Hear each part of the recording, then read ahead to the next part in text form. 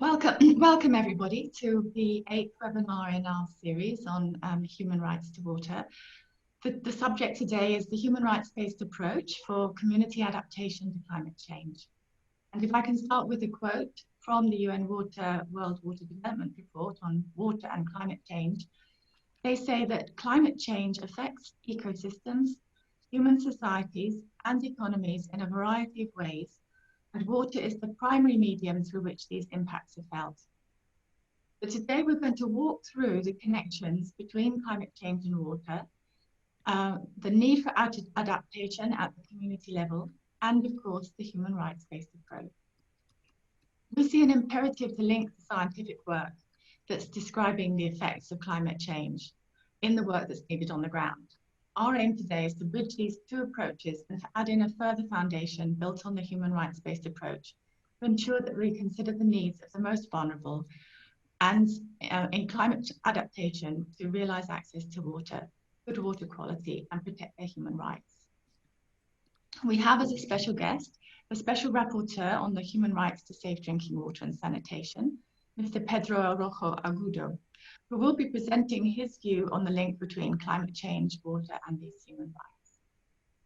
And following his introductory words, we have three sections. The first at the global and regional level, with representatives from WMO and the UN Economic and Social Commission for Western Asia, talking about climate change tools and assessments. We then go into the community level in section 2 with renowned experts in community level climate adaptation, representing the International Centre for Climate Change and the Green Climate Fund. And thirdly, with the human rights-based approach, explaining how the HRBA strengthens the engagement and participation of the community, such that vulnerable people are also included in solutions, and making the connection with the human right to water. Here we have the president of our organisation, also the head of the Water Research Council in South Africa, and an NGO working on the ground in several countries in the MENA region to share experiences. So I'd like to introduce, first of all, Mr. Pedro Arrojo Agudo, the Special Rapporteur on the human rights to safe drinking water and sanitation. He was appointed by the Human Rights Council in September last year. And previously he served as an elected member and MP of the Spanish Parliament during its 11th and 12th legislature, during which he was part of the International Cooperation Committee working on human rights. He's a professor in the area of fundamentals of economic analysis at the University of Saragossa. Pedro, please take the floor. Well, first of all, thank you very much for the invitation. It's a great honor for me. But I want also to congratulate you on this initiative, and very particularly on the theme that presides over this meeting, and for the general approach that you promote, and that, by the way, fully coincides with my concerns and with my work approach in my mandate. In these 5 minutes, I would like to synthesize in 3 points of reference the keys to this full armory I will present to you.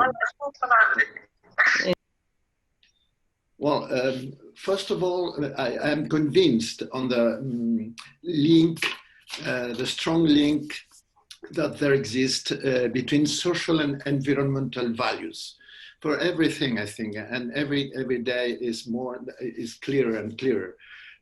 In this sense, I think there exists we have a link between the two challenges: the challenge of the compliance with human rights to safe drinking water, and the challenge of sustainability of the aquatic ecosystems. This is my first conviction, and I think it's very important when we talk about this terrible data on the number of people, 2.2 billion people without without guaranteed safe drinking water for them. We can think on 2.2 billion thirsty people, but it's not right. These 2.2 billion people, in the majority, the big majority, are 2.2 billion impoverished people living beside a polluted river. This is the fact. For me, this is a big issue. It will be very impossible, finally impossible, to get compliance with human right to safe drinking water if we don't advance and we don't solve the problems on health and sustainability of the aquatic ecosystems in which mainly the most impoverished people can obtain and provide the water for drinking. Of course, everyone, you can say, even if the river is polluted, you can get bottled water 1,000 euros per cubic meter, but it is not the right way to get it for the people who cannot afford for it. So it's essential it's not a luxurious question for the richest people, but is a basic need for the most impoverished people in the world. But the second issue is with respect to climate change. For me, we have a big agreement or consensus in the world at present, thinking that being conscious that the main vector in the generation of the climate change is the energy vector. And so we have clear that mitigation strategies must be presided by the energy transition. Well, I think that the main vector with respect regarding the impact, social impacts of climate change is the water vector. And in this sense, I think the adaptation strategies must be presided by the hydrological transition to the new water culture. This is another big conviction for me. And finally, I agree also with the importance of activating local keys to face the challenge of ensuring compliance with human right to safe drinking water and sanitation. In fact, I think, our ancestors worked until they found a river, a lake, a source that would guarantee them water of sufficient quality and quantity for a decent life. So it's a very local issue, in fact. Of course, we have the link and the dependence on the watershed or the basin, and in this sense is a broader space than the local space. No? But water is a very, very strongly local issue, and so this is why it's so important to involve the local communities, local society in the awareness of the problems, of the possibilities, and on the responsibility also to deal with this challenge. So around these three main issues, I think I confirm my strong agreement with you with respect to the subjects and the questions that we will discuss in this webinar. So thank you very much for inviting me, and let's go ahead. Thank you.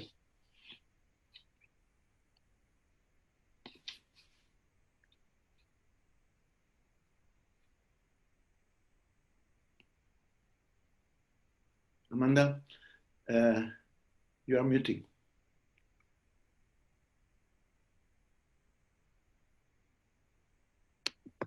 Sorry about that. Hello. Thank you so much, Pedro. I really appreciate your comments and your linking the human rights to water with the environmental issues and health, and really sets the tone nicely for the following discussions. Our first session is on climate change tools and assessments, and it is being used to explain the imperative to connect the global and regional problem with local solutions, with an emphasis on water governance. The two speakers we have today are very familiar with modeling climate change effects and changes over time and can provide a scientific link between local and global effects. Now, I'm hoping that we have Rula Majbaleni on the line, who is speaking to us from Beirut. She's the cluster leader for climate change and natural resources sustainability head at Espoir. She was acting Deputy Executive Secretary until February 2019 and has previously served as Human Settlements Officer and First Economics Affairs Officer on Water Resources and Chief of the Technical Cooperation Section. His publications on the green economy, integrated management of water resources, housing development and sustainable cities. And she's led multi-stakeholder programs and initiatives on climate change and governance of natural resources and water, energy, food security and delinquencies. I think Raula's going to talk to us about regional challenges today. And if I can please hand over the floor to her now. Raula, are you able to show your video? No. Okay. Good morning, everybody. And I really apologize. Let me tell you that I was, a couple of days ago, I was telling my boss that with the lockdown, at least the virtual meetings have worked very well and opened for us many opportunities for the outreach. I think today I'm going to change my mind because I've been struggling for half an hour to get online, and you might hear a little bit in the background because I have the 4G on standby in case my laptop, the Wi-Fi connection fails on me. So I hope you're hearing me well. Let me let me first. I missed Dr. Pedro's presentation, but intervention. But I'm hoping to engage in the discussion and maybe hear more. Have if there is a written presentation or hear it on the audio. Okay, so what I will say a few things about why we need to look at climate change, the importance of climate change tools and assessment, and the importance of developing those tools and assessment to address the question of adaptation. So let me start by saying next. Next. Okay. So let me start by contextualizing it in a region that is so much known for its water scarcity and the aridity of its water resources. We have 86% or about 362 million people who live under water scarcity in the region. We have 18 out of 22 countries face water scarcity. That is about, they get about 1,000 cubic meter of fresh water per capita per year. But then again, we have 13 of these 22 who get less than 500 cubic meter per capita, fresh water per capita per year. This situation is really dire given the conditions that we are living in. We have a high dependency ratio on external water. About 2/3 of our water come from outside the boundaries of the region. So most of our countries are actually downstream countries. The agriculture sector takes about 85% of the water resources. And the situation, the geopolitics and the situation of conflict and occupation makes things worse in that sense. So where are we in terms of the right to water and the water as a human right? We are really, we are not doing well on access to water and the accessibility, neither to water in terms of quality and in terms of quantity. And even worse in the situation of sanitation. So 87 million people lack access to improved drinking water sources. and 70 million lack access to basic sanitation. And this situation makes it even worse, made it worse under the COVID-19, where there was a lot of requests, and maybe one of the basic ways of prevention was hand washing and sanitization, and therefore in this region it's even more problematic.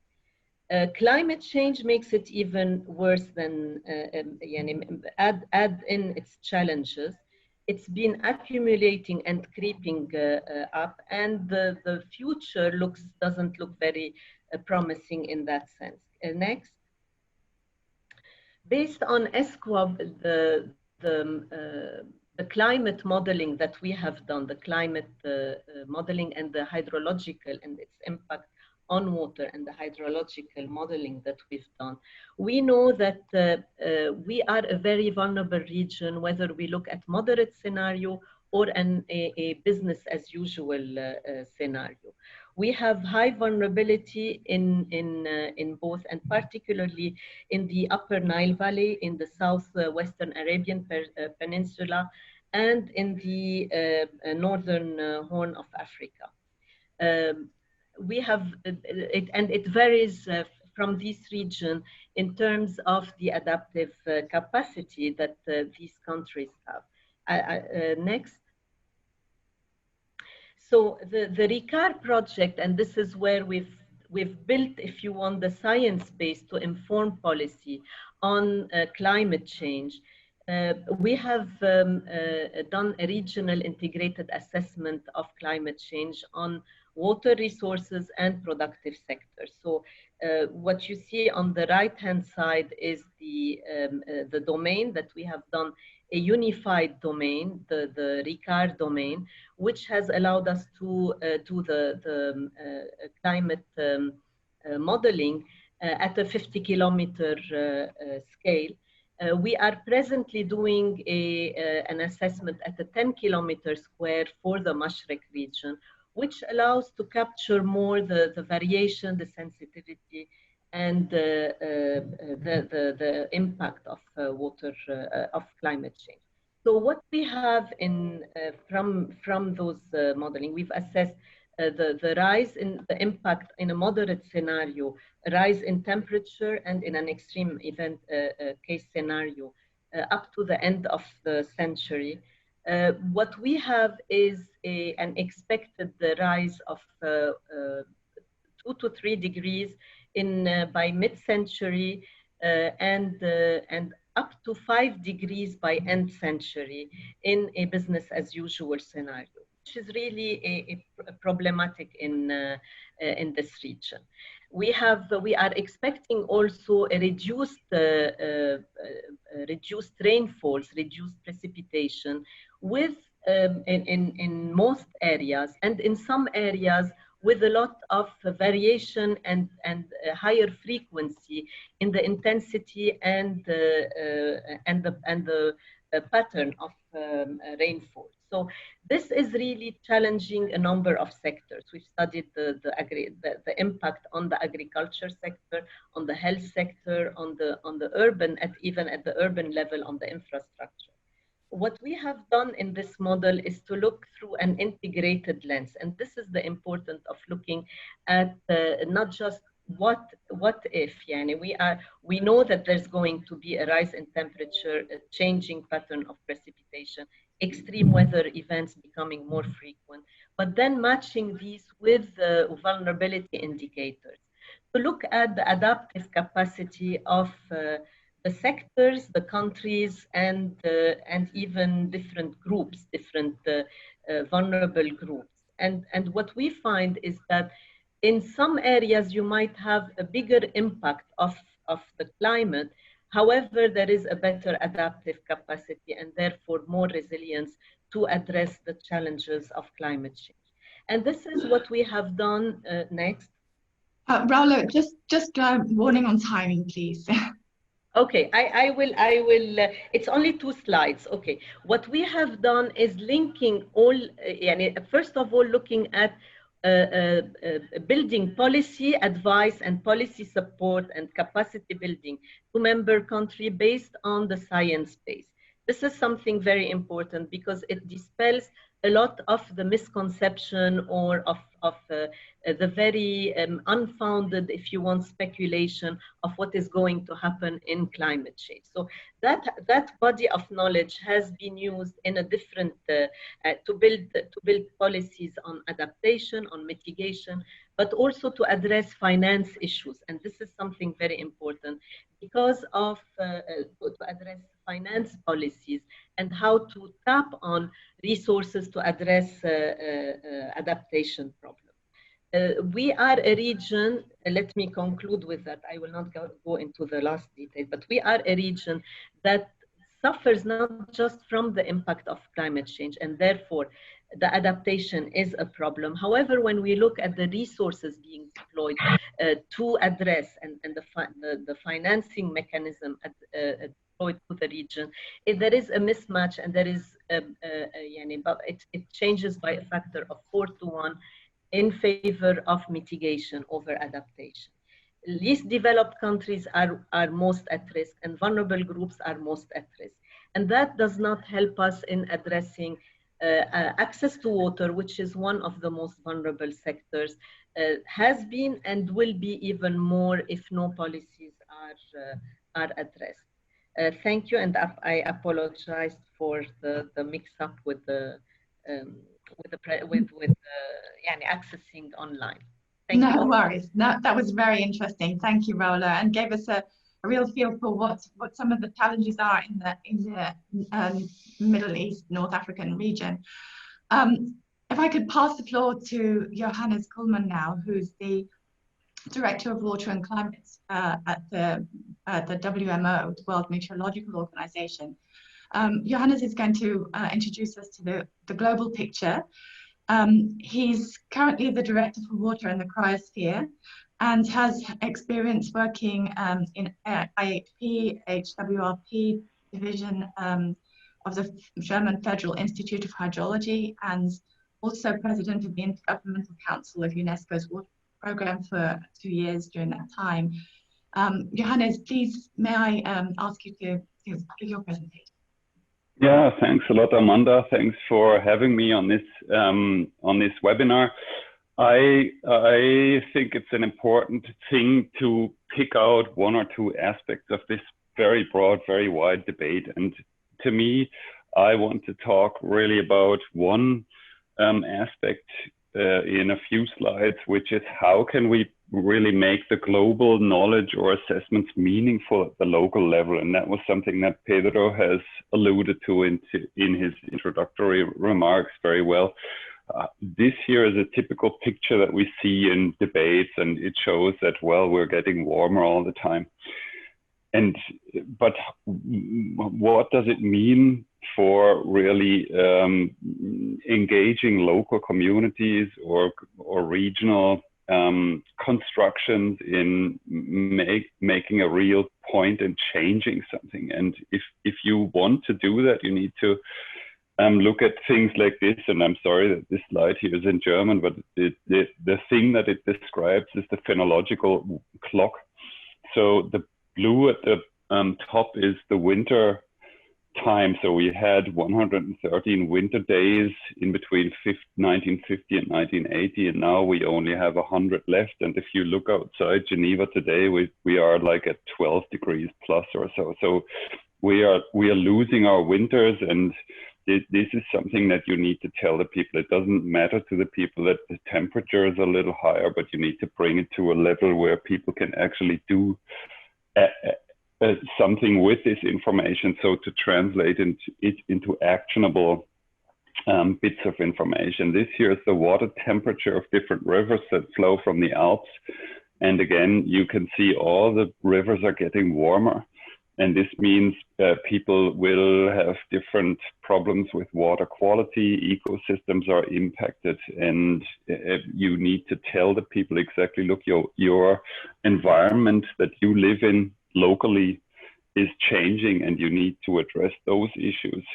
So make it tangible and explain to the people what the consequences are. And this here is an example of an analysis of how the change in the cryosphere and snow and ice will impact us in this is a European example, but you can transfer this to any other mountainous region around the globe.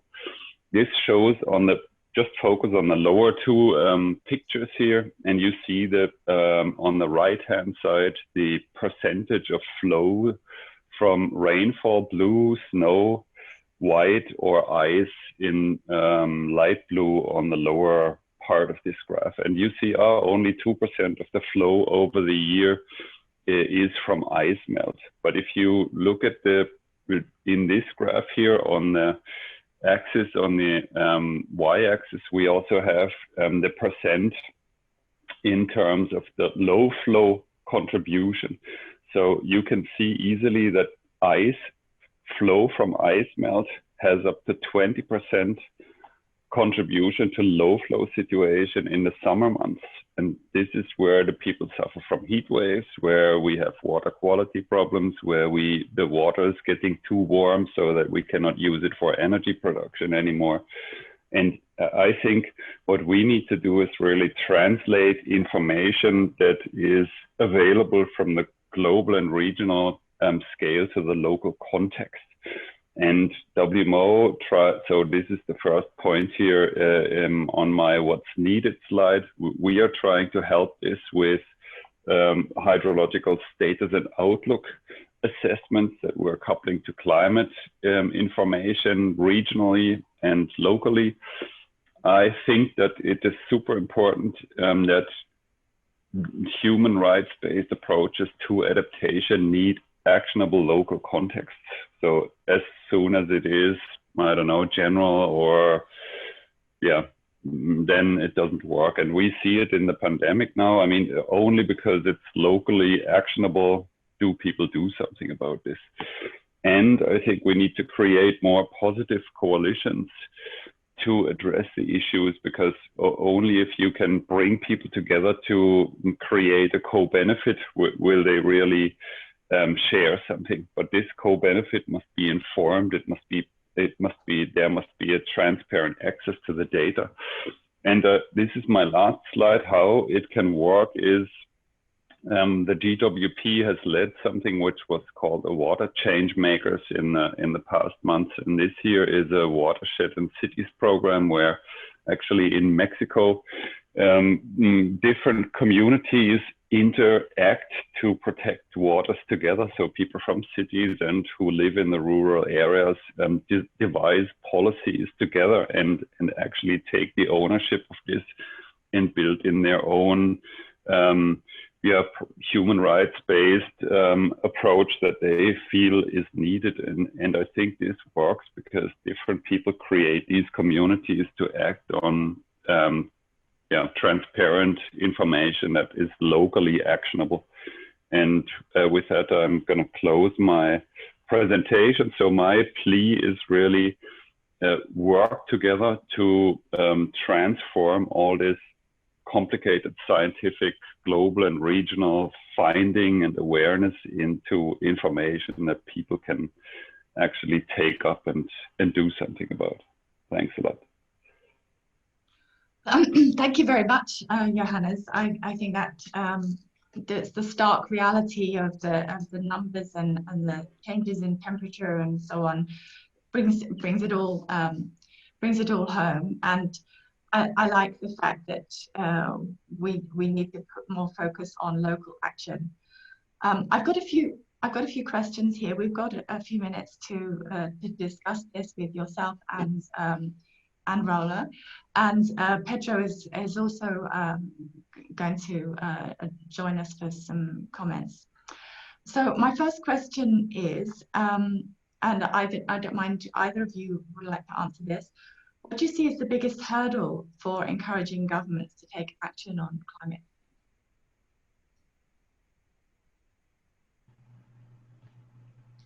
Johannes, do you want to go first? Yeah, I can do that. I think the biggest hurdle for governments is that climate change mitigation or action is difficult to start, and governments don't have the access to the communities that need to be doing this or get involved. So we have got all these NDCs and all the national adaptation plans. I mean, the policy process is there, but what we need is the link to the communities that can start it, and also a willingness of governments to support longer processes, because it's easy to do a 2-year project or a green recovery, something that includes climate change and resilience, but it's going to be a 3-year project. So the government and society, the parts of the countries really need to come together and say, okay, we agree to engage together, but also it must be on a long-term commitment. It cannot be because the government changes, the funding schemes change, or the rules change or so. It must be a societal compact to actually do this on a long-term commitment basis. And Raula, do you have an answer, a different or a similar opinion to? Okay, yes, actually building on what Johannes has been saying, I think we need, when we say we need long-term, I think that at least from our regional perspective, it is, we have, because of the geopolitics, because of the challenges, because of many challenges, there is a tendency to look at immediate crisis and forget the long term, and thinking that climate change is something that is happening in the future, whereas we are not. We are failing to see the gradual impact and the negative impact, and how it's affecting every aspect of our life. There is also a problem, again, from that regional perspective, in terms of the clarity and understanding of the chain effect and how climate change impacts the different areas. And here I'd like to, maybe there are policy statements, large general policy statements, but very little basis on the quantification of what is the impact of climate change, what it means in terms of loss in because of floods or droughts, what are the loss in GDP, or loss in or investments needed for rebuilding. So this is something where there are anecdotal studies in that respect, but not enough systematic way to assess, and it's difficult. And maybe this is on the top priority list of the G77 group and in many developing countries suffering from impact of climate change, to develop an adaptation goal that is based on a metric system, that is based on knowledge and quantification. The other problem is really mainstreaming the issue of climate change into a number of sectors. It is, in many places, it remains within the hands of the Ministry of Environment and Ministry of Foreign Affairs to negotiate the Paris Agreement, even though now we are beyond and looking at the implementation of NDCs and how to implement the NDCs. But a number of sectors have not really, did not catch up with that challenge.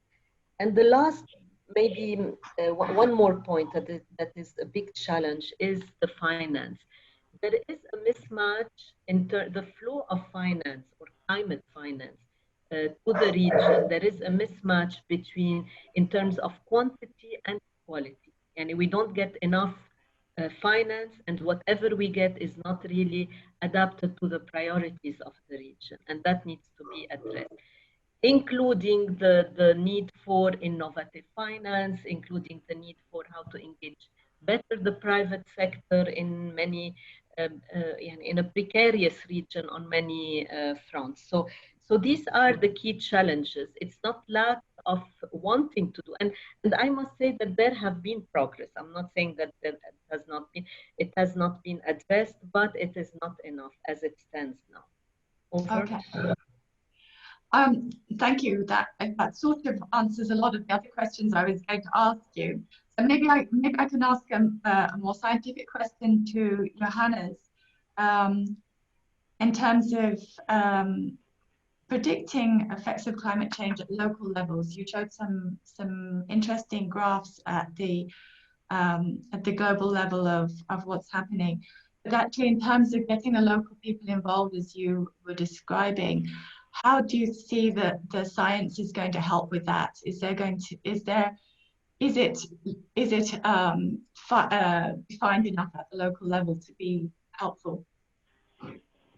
Yeah, I think, Amanda, we are very quickly getting there. If you look at all the social networking and citizen science developments and stuff, if you think about science, you normally think climate models and satellites, but really this is one aspect of how you can assess at a local level conditions, and you can at the local level predict physical environment change. So I think that we can integrate all the social science about how people react to it and how we deal with this physical environment, and we can strengthen these aspects where we have really new possibilities through social science and citizen science to interact with all our classical climate top-down modeling things. So I think this is only a question of a couple of years. And I was myself a skeptic 10 years ago. I'm a hydrologist by training, and I thought, you know, climate or weather models will never be relevant for the local scale because they do these some square kilometer grids. But really, we are getting very quickly to a scale where it is very impactful and important for the local people. And all the more important is that we now link these local people, that they understand that they are part of it. They shouldn't consume the science, they should validate it, and they should contribute within citizen science schemes. So I'm positive. I think we will get better information and we will be able to do more with it. That's great. Pedro, would you have some comments to make on this as well? Pedro, you're on mute. Yeah, thank you. Yes, some comments. I think the main obstacles are usually linked, from my point of view, with economic interest, of course, institutional inertias, and even sociocultural inertias, encouraged by the prisoner's dilemma, based on the absence of a global democratic governance, which is increasingly necessary. Unfortunately, politics is done in short terms, as someone said before, with electoral prospects, of course. Therefore, social awareness is key as the basis of a cultural transition, from my point of view, beyond the political transition even. Today, the lack of information cannot be justified from the scientific community is very clear, and the consensus is broad. For me, the engines to change the slowness of governments are the reaction of young people as engines of change in the mainstream of thought. Also, the growing climate impact is every time we have a drought in Spain, for instance, everyone is dealing with this problem. So this question will be also an engine of it is at present, and the economic incentives to face the transition as an opportunity for certain, a lot more and more business sectors. In this way, I think the European Union is making progress and progressively assumes important legislative and budgetary commitments in the face of climate change. But I believe that today the emphasis is on mitigation, policies, and the energy transition. But however, the Water Framework Directive nevertheless represents, from my point of view, a strong commitment to the hydrological transition. Thank you so much. I'm enjoying the way that we're starting to develop this thinking around climate change and social change. And I'd like to move on to our next section of today's webinar on climate change adaptation techniques. Climate adaptation is synonymous with sustainable water governance, and it's important to get people involved at the community level in order to understand how this sustainability can be achieved and provide longer term protection for the environment and people's right to healthy life, supported by ample provision of clean and safe water. So I'd like to first of all introduce an expert in this area, Professor Salim Mulhook, who's Director of ICCAD and Professor at the Independent University of Bangladesh. He's an expert in adaptation to climate change in the most vulnerable developing countries and has been a lead author of the third, fourth and fifth assessment reports of the Intergovernmental Panel on Climate Change. He also advises the Least Developed Countries Group in the United Nations Framework Convention on Climate Change. And he's published hundreds of scientific as well as popular articles and was recognized as one of the top 20 global influences on climate change policy, in 2019. And he's a top scientist from Bangladesh on climate change science. So please can I open the floor to Salim. Thank you very much, Amanda, and thank you for inviting me. I'm afraid I don't have any formal slides presentations, but there's some photographs that people can have a look at while I speak. I'll bring in two aspects of the issue of human rights, climate change, and water at two levels. The first one is a global level one. As you mentioned, I advise the group of least developed countries, which are nearly 50 of the poorest and most vulnerable countries to the impacts of climate change, and whose contribution to the global greenhouse gas emissions is minuscule. It's less than 5% of global emissions. So these countries have not caused a problem. Other countries have, but these countries are the ones that are suffering those impacts of climate change, and that is not right. That, in my view, is certainly a human rights violation, as it were, from the polluters to the victims of pollution. The second area that I work with, and is the bulk of my work, is working with vulnerable communities in these vulnerable countries, including my country, Bangladesh, but also in other least developed countries in Asia and in Africa, where we are working with vulnerable communities both in the rural as well as in the urban sector, and enabling them, finding ways to enable and capacitate them to build their capacity to adapt to the impacts of climate change. And as you mentioned in your introductory remarks, a lot of that has to do with water, either too much water or too little water or polluted water or quality of water. And water becomes a major thread. It has been said that as energy is to mitigation, water is to adaptation. And the two are extremely closely linked. Now, in that context of working with the most vulnerable communities, there are two levels of governance issues or rights issues that we need to deal with. The first one is at a national level. The most vulnerable communities, whether they live in the slums of a city or they live in the villages in the most vulnerable parts of a country, tend to be the poorest people of that country. They tend to be the most neglected.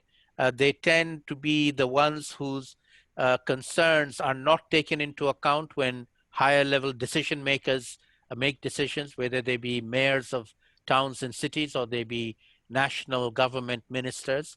They listen to the rich, they listen to the vested interests, they hardly ever listen to the most vulnerable. So there is a lack of voice, a lack of their views being taken into account. And then secondly, and this is an important element of the new sort of climate change global assistance world. Climate change is now being recognized. There are global funds for climate change, including the Green Climate Fund that we'll hear about a little later, who are allocating funds for supporting adaptation in these vulnerable countries. But unfortunately, the actual penetration or trickle down to the most vulnerable countries is abysmal. it's less than 10% of the global funds for adaptation actually reaching the most vulnerable communities in the most vulnerable countries. And that is a failure of everybody concerned. The intentions are good. They want to help the most vulnerable, but the way they're delivering it and the way it is being delivered is not really fit for purpose, because they're using these vulnerable communities as target groups to see them as beneficiaries of largesse and support, and even scientific thinking from the outside, from external scientists telling them what's good for them, and not listening to them, because they have a lot of knowledge. They have the knowledge of their own circumstances. They know what works, what doesn't work. They know what could work if they were given the power and the support to make it work, but they are very seldom given that power and support. They are told what to do, but they are not listened to in terms of what they would like to happen. And so this is an area that my center and my colleagues around the least developed countries, we have a network of universities called the Least Developed Countries Universities Network, Climate Change Consortium. We also have a big consortium in Bangladesh, which we call Gobeshona. Gobeshona is a Bangla word for research. And we just organized we have an annual conference, which we used to have every January as an in-person conference in Dhaka, Bangladesh at my university. But this year, because of the COVID-19 travel restrictions, we made it a virtual conference. And by virtue of it being virtual, we also made it a global conference on locally led adaptation. And we solicited sessions from all over the world. And we got well over 90 offers to hold sessions from all over the world. And we just a few days ago did 7 days of 24 hours a day sessions, starting for 8 hours in the Asia Pacific zone, and then moving for 8 hours to the Africa and Europe time zones, and then moving for 8 hours to the Americas, North, South, and Central time zones, and then coming back again and starting in Asia. And we did this for 7 days, 24 hours, and it went very, very well. We had people from all over the world sharing what is happening, what they're doing, particularly on locally led adaptation. So the last point I'd like to make is that even though every location is very specific, every impact of climate change is very context specific, every issue to do with water, either scarcity or excess or quality, is location specific. Nevertheless, there are generalizations of experience that are very valuable, that can be shared across countries, within countries, across regions, across countries in the same region, and indeed across continents around the world. And we had some very good examples from Japan, from Australia, from America, from Europe, and also from the least developed countries on what is happening. And so we are hoping to develop this into a global network of locally led adaptation activists, action people. These are not scientists. These are people who are actually doing it, but their experiential knowledge is extremely valuable. And we as scientists need to recognize the value of that experiential knowledge of the vulnerable communities. I'll stop there for now. Thank you. Oh, lovely. Thank you very much, Salim. The two things that I picked out of your presentation were the lack of voice, first of all, that these people have, and then the locally led adaptation need. They don't have the power and support, and I think that's very important. Okay, I'd like to move on to Anya's presentation first of all, and then we'll have a discussion. Anya Grobici is our next guest, and she's Deputy Director for External Affairs at the Green Climate Fund, and worked for many years in academia and consulting on water, environment, and development issues before becoming the coordinator of the CGIAR Challenge Program on Water and Food. And then for 6 years, she headed the Global Water Partnership, which is a worldwide network of water organizations, as its executive secretary based in Sweden, was Deputy Secretary General and Acting Secretary General of the Ramsar Convention of Wetlands. And she's written a number of publications on water and development related issues. Anya, would you like to take the floor, please?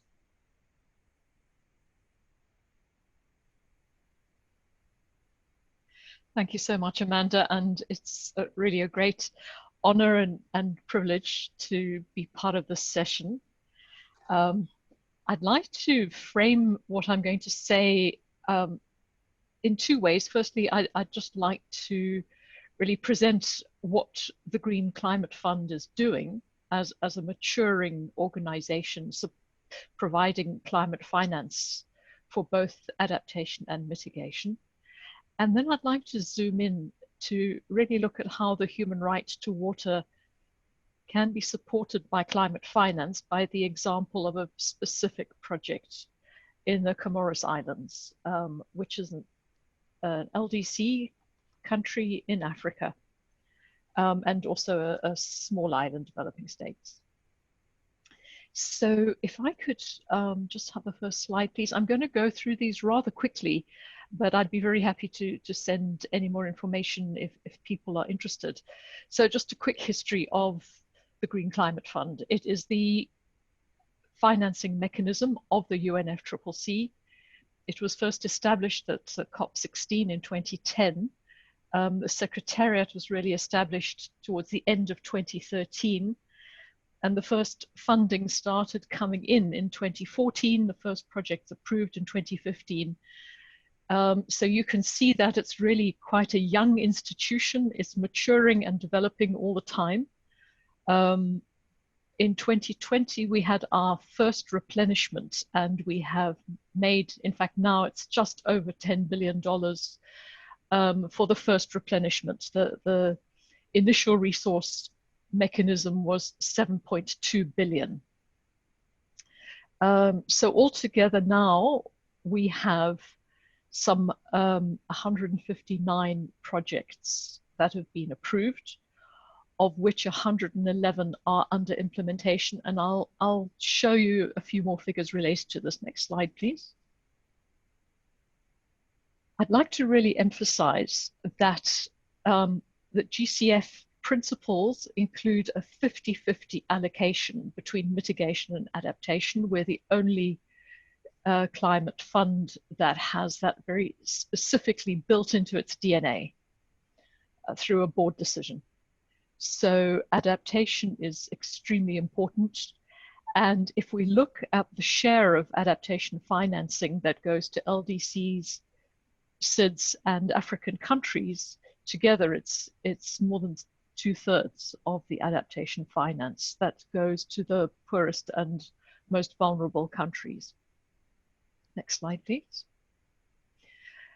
So just to come back to the portfolio for a moment,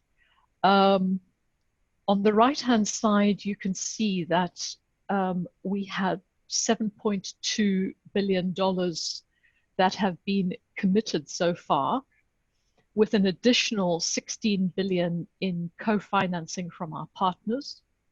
We're very much a partnership-based institution, and we work through other international accredited entities, as well as direct access entities at a national level and at a regional level.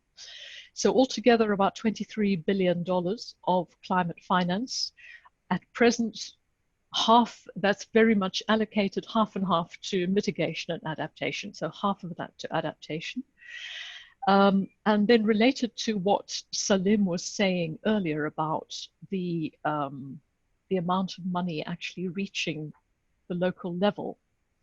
As you can see, the number of projects under implementation is rather less than the number of approved projects, because it takes an awfully long time for all the due diligence, the fiduciary reviews and so on, before the projects actually get started and start implementation. So about $4.7 billion of GCF funding has been now disbursed to our partners. And of that, 1.4 billion has been disbursed into the projects on the ground, working with people.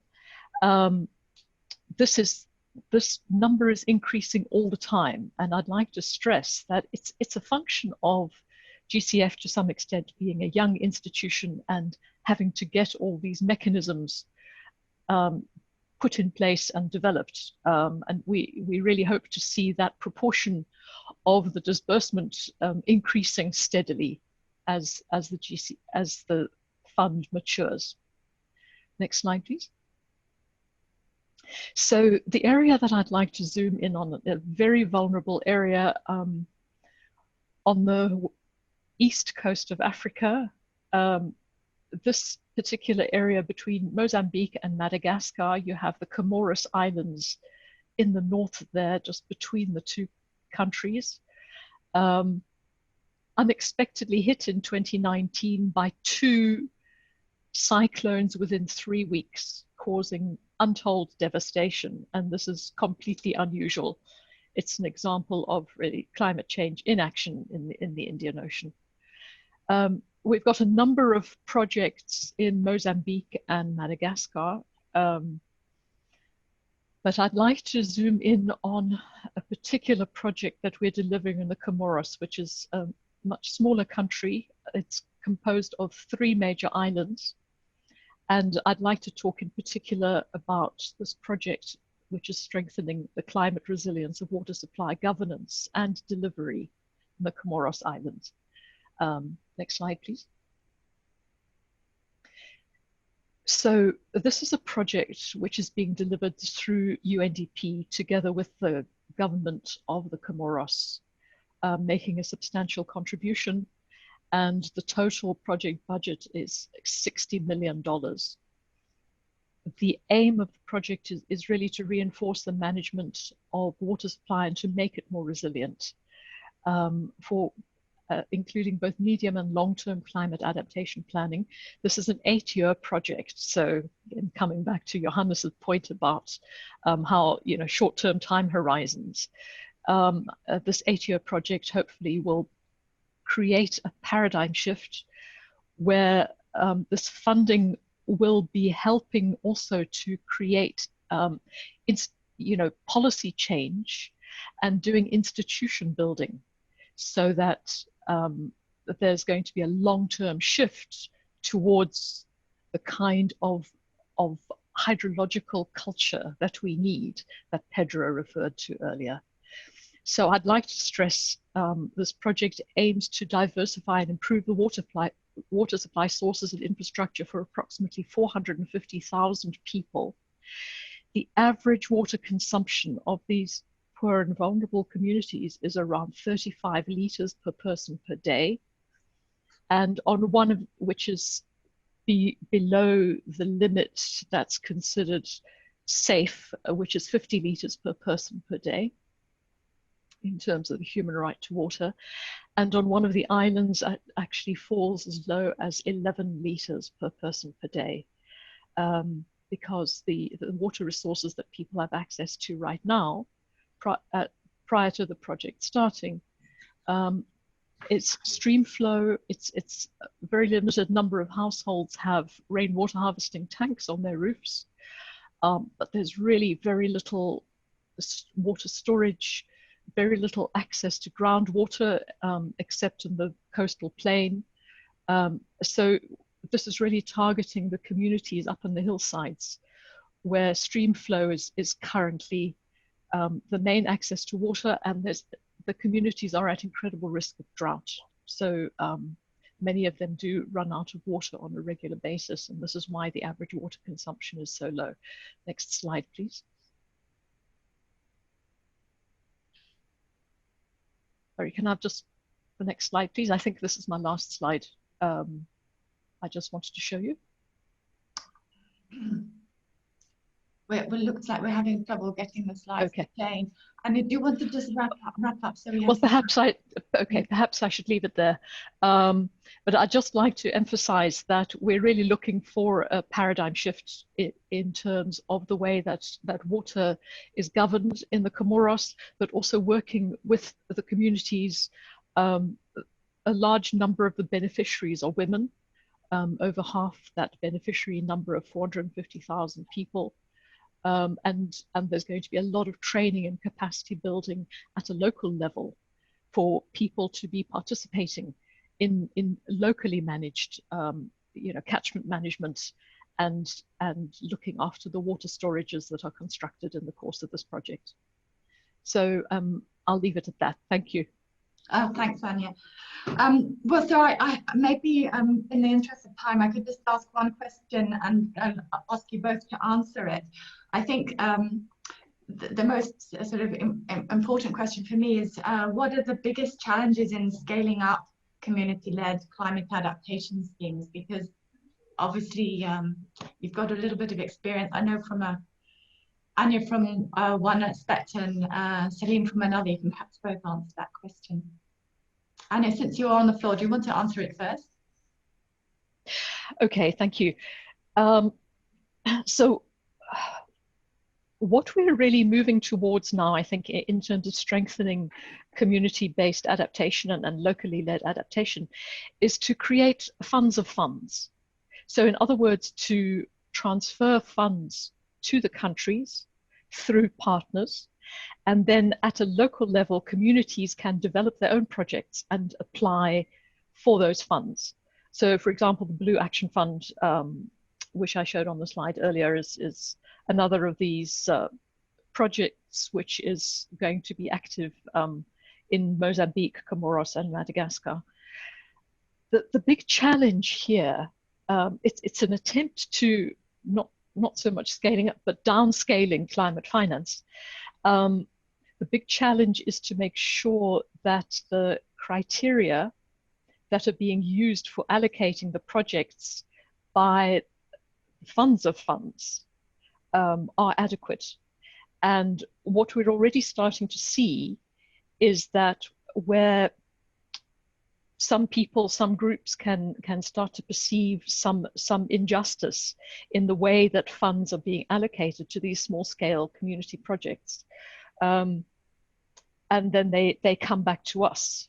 Whereas in fact, it's an issue of the way in which the partner has structured that fund, which in itself is going to be a brand new fund. It's something which doesn't yet exist, which is then created through the project.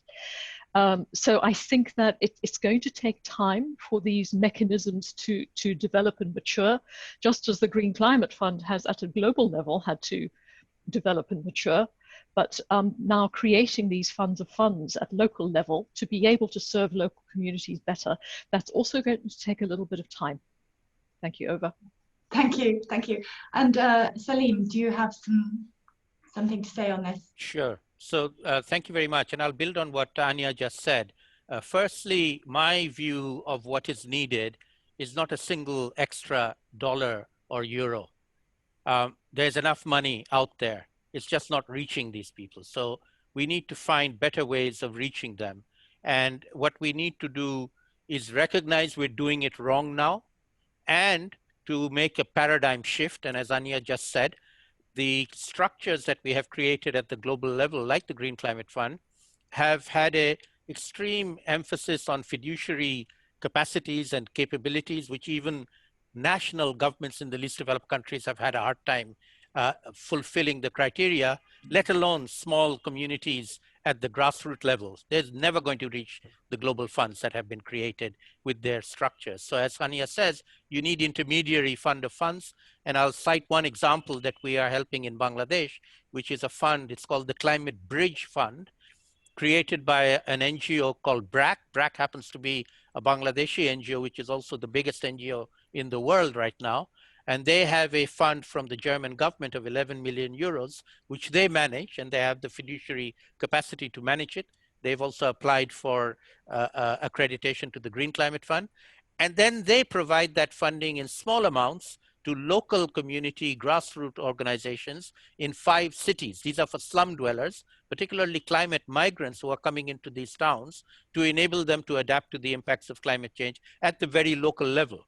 So what BRAC does as an intermediary to the donor provides fiduciary accounting, which is what they are interested in, and then to the recipient provides small amount of funding with technical assistance to allow and enable them to deal with this. And a rights-based approach is extremely important in that. Everything I've been saying, I haven't used the term human rights, but it is all about human rights. It's about correcting an injustice where the poorest people on the planet are suffering because richer people on the planet, both in their own countries and in other parts of the world, are causing a problem that they are suffering the consequences of. And that is a huge human rights failure, in my view. Thank you. Which opens the door for Pedro, I think, on the tone of human rights. Would you like to say something here, Pedro? Unmute yourself, please. You need to unmute. Thank you. Okay. Thank you.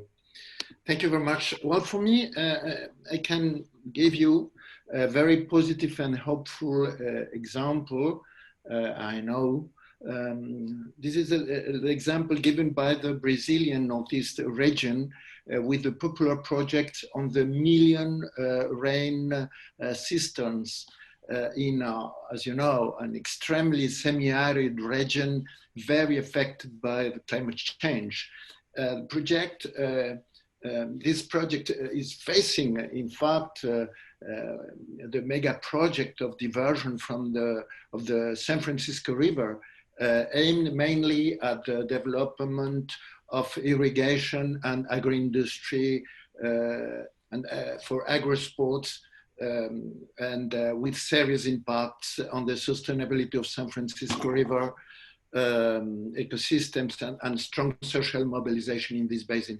The keys to this debate converge in this example.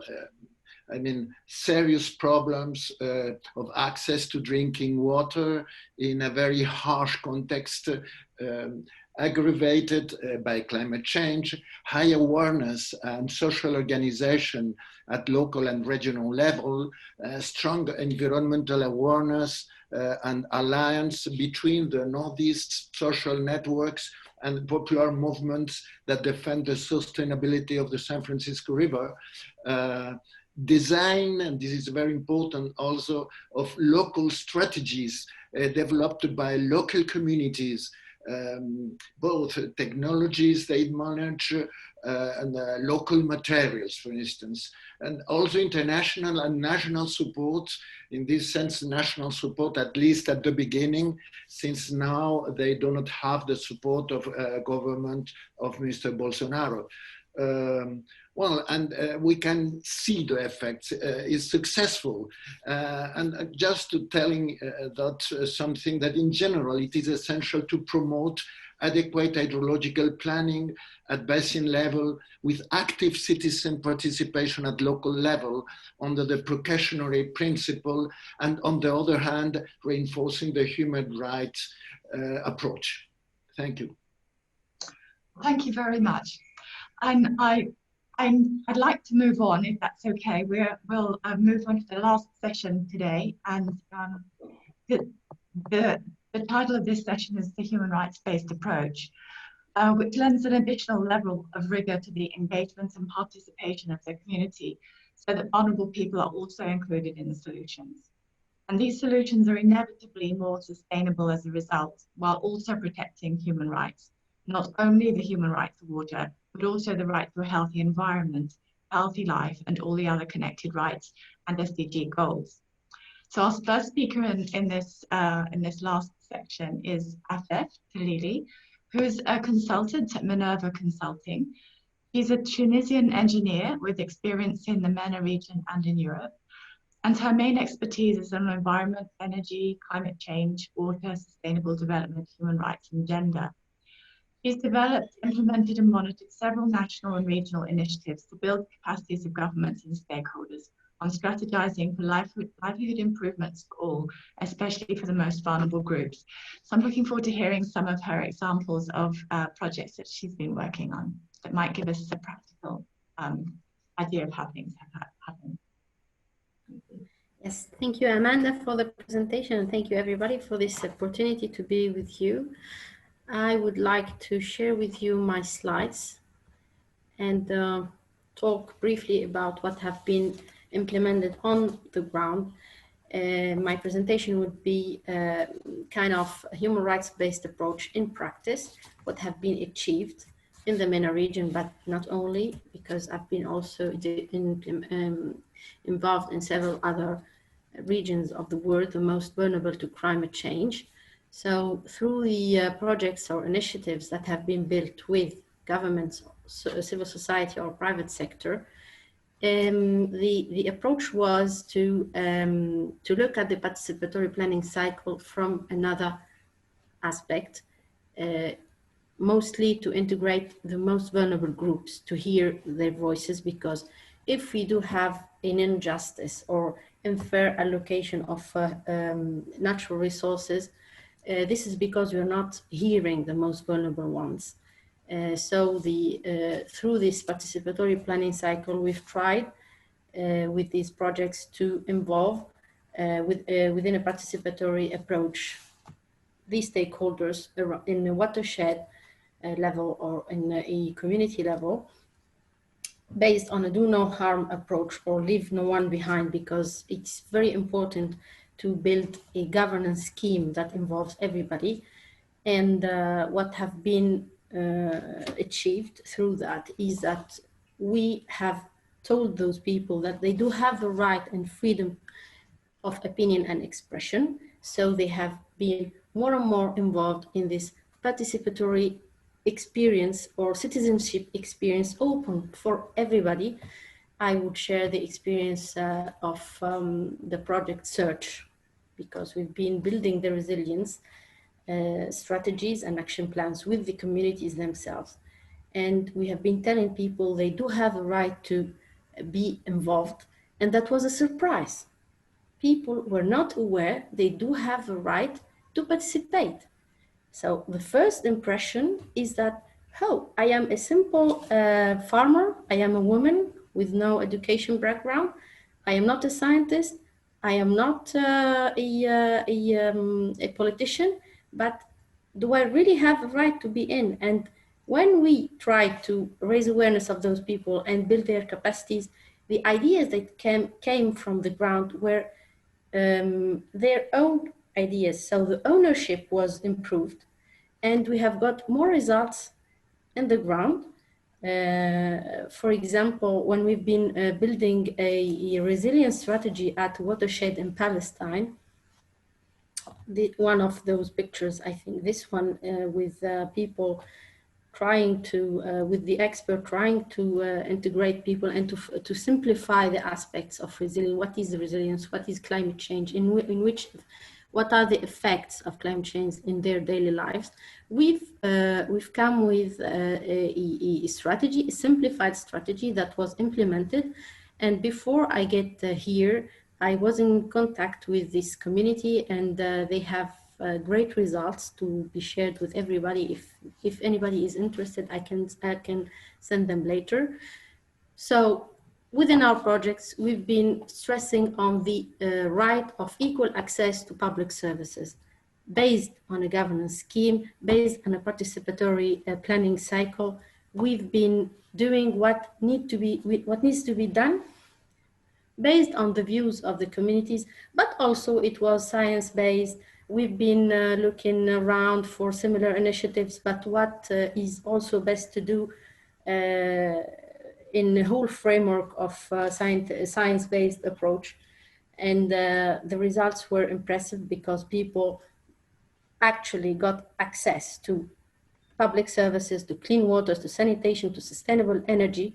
But what is very important to us is that the ownership was increasing, and that these experiences on the ground, they have been replicated without even that we went through the exercise of, let's say, pushing people to do it or influencing people. The thing is that when we strategize, we start from the bottom, we go up because we influence policies, and we go back to the grassroots because they have been involved and they have understood it, and they were able themselves to be vectors for change. And through our projects, we've been doing land rehabilitation, drilling wells. We've been trying to improve the water and sanitation infrastructure. And I think from my experience with those communities and vulnerable groups, they are more receptive to change than policymakers, because they do see and touch the change, and they were very, very well integrated into it. And they are the first people to receive that. So I think that our approach based on human rights, when we tell people they do have a right to, they become more open to the experience. And we have also witnessed less tensions around water resources, in some communities where water is scarce already. So the dialogue have been already implemented and installed. So the culture is more towards doing it together, and that was a great success of at least these projects in which I've been involved. We've been also telling people they do have the right to dignity and the right to work and the right to equal pay for equal work. It was around the infrastructure. For example, I'm giving you a few examples of what we've been doing in Jordan, in Africa, in Palestine. So been trying to involve women and men equally on an equal basis, to pay them equally, and to also talk about the gender equality in these special social contexts where probably the gender aspect is not taken care of, and in a very critical aspect of climate change effects on everybody and on the most vulnerable groups. It's kind of a revolution to integrate all these human rights aspects in the ground and to talk to communities. And again, I will share with you that communities are very receptive when there is a proper manner to introduce things, and we talk to them and we build their capacities to understand what's going on in terms of global climate change aspects at local effects on global change. What would be done strategizing for resilience and strategizing for the change, and being themselves the center of the exercise. The citizenship experience is very important, and it has to be built on the human rights approach. So thank you. We're running a little bit out of time. Are you able to? Yeah, so it's just 2 more slides. We've been able to improve the standard of living and well-being for everybody. We've been able also to improve the food security for everybody. That was also built through entrepreneurship and women empowerment in building activities, economic activities around resilience-based initiatives. And the whole of it was done through implementing the right of education for all. So we've been doing so many activities for to build capacities and to raise awareness about climate change and water, but also about the citizenship experience and the governance scheme for climate governance. Thank you, everybody. Thank you so much, Afef, and it's nice to see some examples of human rights-based approaches linked with climate adaptation also. I'd like to introduce our final speaker today, Bezigan Naidu, who's president of our organization and also CEO of the Water Research Commission. And he's recently been nominated as a member of the Presidential Climate Change Coordinating Commission in South Africa. WRC is South Africa's only dedicated water research steering and funding institution. And Bezigan was also an official in the South African government from 1996 to 2007 in various ministries related to water affairs and environmental issues. And previously a medical natural scientist at the university. Bezigan, would you like to take the floor, please?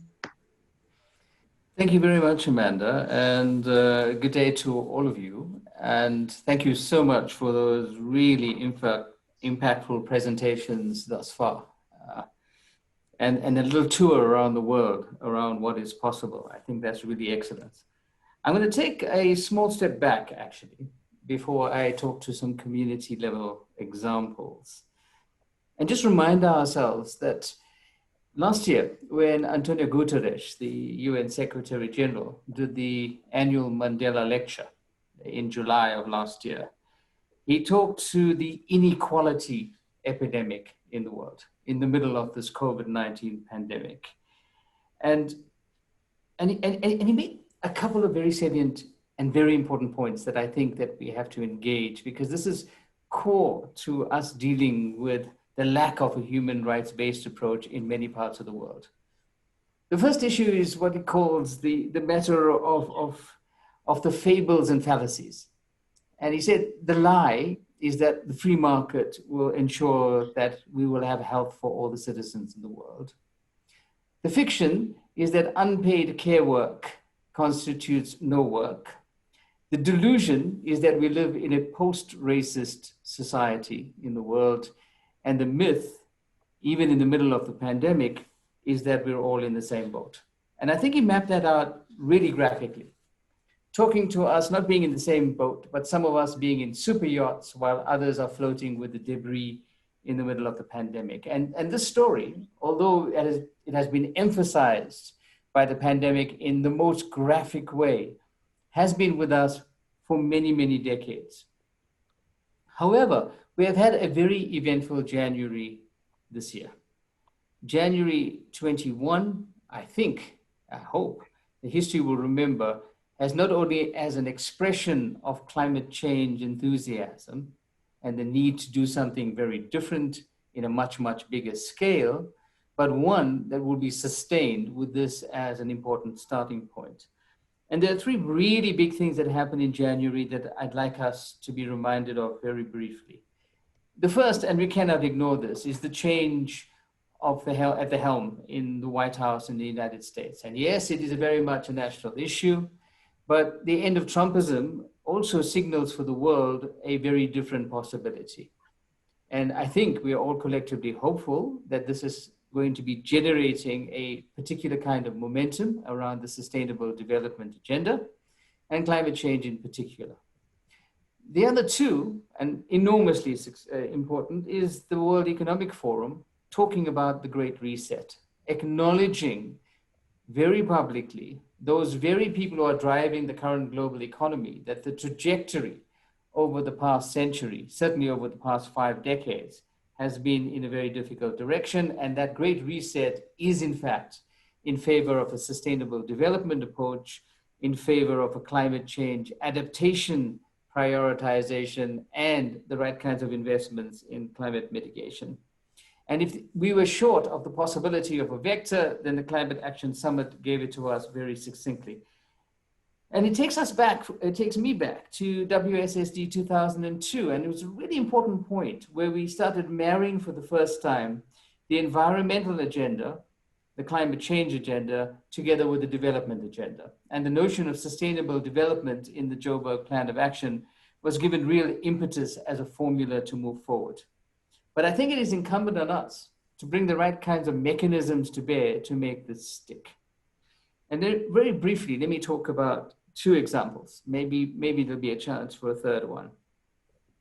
The first point I want to make is that this whole notion of community participation, as has been said by all of the speakers before me, is absolutely paramount, but it has to be in an empowering way beyond the lifetime of the project. We have to continuously work on our project designs so that people don't fall off a cliff at the end of the project. And one example from the South African environment is social franchising.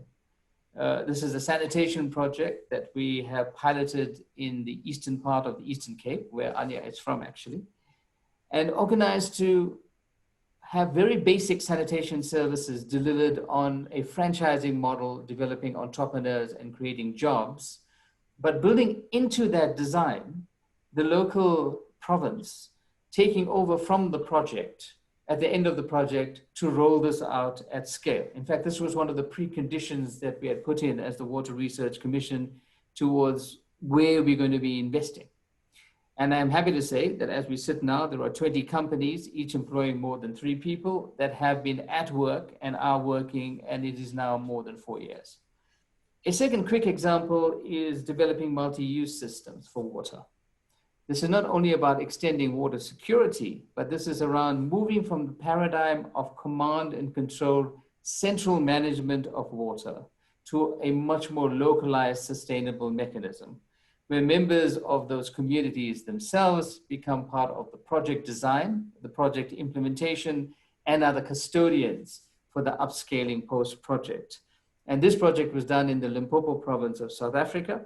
It involved 11 villages, and a village called Chakuma is at the center of that. So colleagues, these are just a couple of examples, and there are several more that say to us that not only is this possible, that the human rights-based approach is practical, it is implementable, and it is scalable. It is about how we engage with the macro discussions around the overall transition that will organize for us to bring this into the right space and time. Amanda, I think in the interest of time, I should pause there, and I'm happy to take more during the question time. Thank you. Oh, thank you very much, Des, for actually quite a nice overview of the discussions today as well. And I think we have just a few minutes left of our time. So I'm going to slightly change the end of our proceedings today. I don't think we've got time for a specific Q&A on the human rights-based approach, but what I'd like to do is ask each of the panelists to just give their 1 minute comment or question, maybe addressing some of the things that you and Afef have also been talking about as a wrap up. So should we just go through starting with Rola and then Johannes and work through the order of presentation and finishing with Pedro. Perhaps we can all have a last comment. So Rola, would you like to just very briefly, please? We only have a few minutes. Okay, thank you, Amanda. Thank you. Actually, I'd like to use it with a note of a positive outlook, and I'm really happy to listen to the different speakers and highlighting this. We have a unique opportunity today to rebuild and for the renewed belief in multilateralism. As it was mentioned, the return of the US to the Paris Agreement is something very important, but also it sends a signal that multilateralism can be effective. So this is one thing. The mention of the role of young people and activists who are much more focused and have gone a long way in terms of understanding and mobilizing and understanding the issues at heart and bringing that to their right as future generation is something to capitalize on and tap on and give more space in their in all the global fora, but also to listen to them. And the idea of listening to the vulnerable group, I would say also listen to the young people in that. I think with the COVID-19, there were a lot of lessons. I will not dwell on COVID-19, but I think that as the pandemic has taken so long, it has also allowed maturing the issue of how do we mainstream the green agenda into the post-COVID building back better and building back greener and addressing the issue of climate change and the opportunity to really harmonize between an agenda to address the economic very quickly, but also look at the sustainability from that angle. I'll stop at that. Yeah. Thank you. Johannes, are you Yeah, I'm here. So if I had to summarize, I'd link to something that Pedro has said, which is we need a global democratic governance system or so to really resolve the world's issues. And I wish we had that, and I subscribe to that. But unless we have it, until we have it, we must, I think, strengthen really the way that we create more ownership of more different groups in decision processes that are related to the human rights we have. And I don't know how many people actually know about their human rights and the relation to adaptation and water. And I think this is one crucial point where we need to go out and get more people and also have more people participate. Then again, citizen science or citizen participation is maybe one key word there in decision processes. And I think that that's my motivation to be active. I think we need to do that. We need to go away from a couple of intelligent people know how it works and design the systems and the policies to, we need to do that together across the sectors. Thanks. Thank you very much. I think the next person is Salim in the order. Thank you very much. Yes, thank you very much, Amanda. So very quickly, let me make a suggestion or an offer, if you like, which is from my perspective, which is working with the most vulnerable communities themselves across the least developed countries. We are in touch with each other. As I mentioned, we have this annual Gobeshona conference. We also do an annual conference on community-based adaptation. The next one will be in June, will be an online event as well this time around. Used to do it physically in person, but we've now gone online.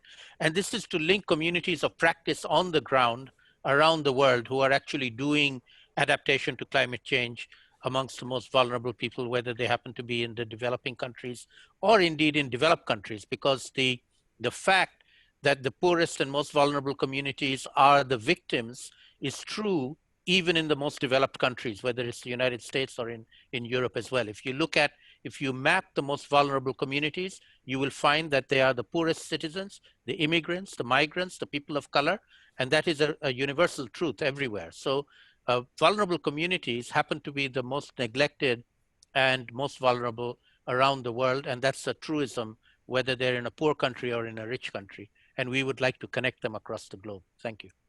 Thank you. Anya, please. Anya, are you available? Yes, thanks. So yeah, just to come back to this point that water is for adaptation as energy is for mitigation. Water is really the medium through which these climate change impacts are felt. And I'd like to emphasize that the role of connection here. I think what's happening is that people and communities on the ground are starting to understand how we are all connected through water, and the climate change impacts are starting to really bring this home to people in a way that just has not happened before. I think we're seeing organizing happening around people's responses to droughts, around people's responses to floods, and the kind of community level organization and awareness for creating this new hydrological culture that Pedro referred to. Climate change is starting to drive this kind of awareness and understanding. And I think that is a really positive new development. Also the fact that with COVID, people are starting to really understand that the crucial importance of hand washing and hygiene as part of the water and sanitation infrastructure that is available to people and demanding these kinds of facilities. So I think that much as we're starting to feel these crises more and more urgently, the real opportunity and benefit of this is that people are organizing and people are understanding in a way much more urgently than before. Thank you. Thank you. Afaf, do you have a comment, please? Afaf, are you still available? My comment briefly is that the community's awareness and understanding of the climate problems and solutions is much more stronger than the decision makers. And that was obvious through all the projects. So we would be very wise to listen to them and to integrate their voices. Otherwise, we will be facing much more critical social tensions, and it is happening. Yeah. Thank you. Yes, last word before we move to Pedro for his comment.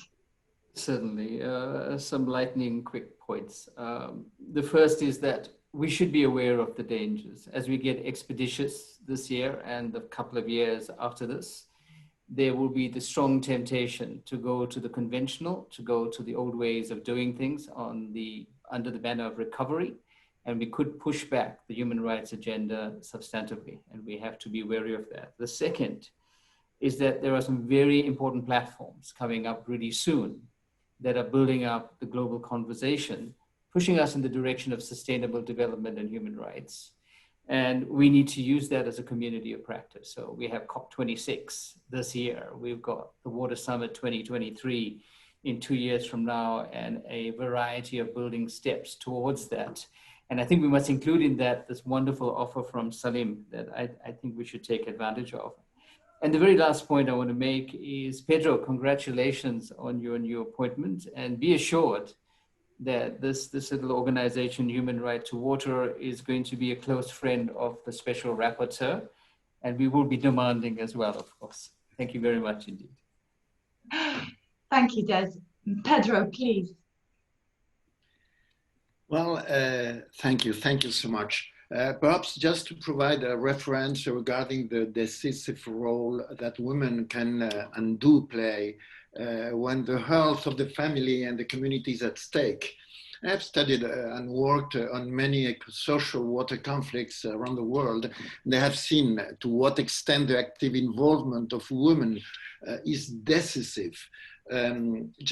Just to offer here an experience, a successful experience in the conflict raised by the indigenous Mazahuas communities in Mexico under the leadership of women, demanding their right to water in their communities in light of the priority that the government in those years gave to the transfer, the massive transfers flows from the Mazahua territories to Mexico City, and also in general, the importance of the active participation of women in mobilization in the face of toxic pollution problems, such as those derived from gold mining, for instance, in Cajamarca in Peru.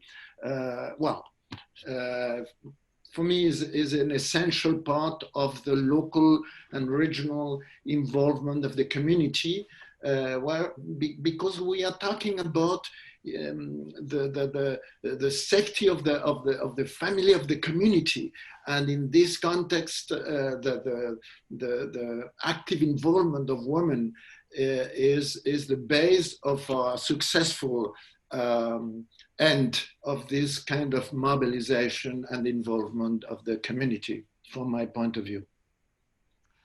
Thank you, Pedro. And I like the fact that we've ended up on women, women's participation as a really important point. And there was quite a few comments in the chat about that, which we got to as we moved through the event today. But I just want to say thank you very much now to all of the panelists for their time and wonderful information and opinions that they've shared with us today. And I hope that everybody listening has at least started to think a little bit more clearly about some of the challenges and some of the solutions that we have in front of us. And it's clearly the start of a really long process, but we can be more participative and think more about the community and climate adaptation. And hopefully we will start to make little steps. Thank you, everybody, so much. And I'm sorry we ran over a little bit, but we had some great speakers today. Thank you.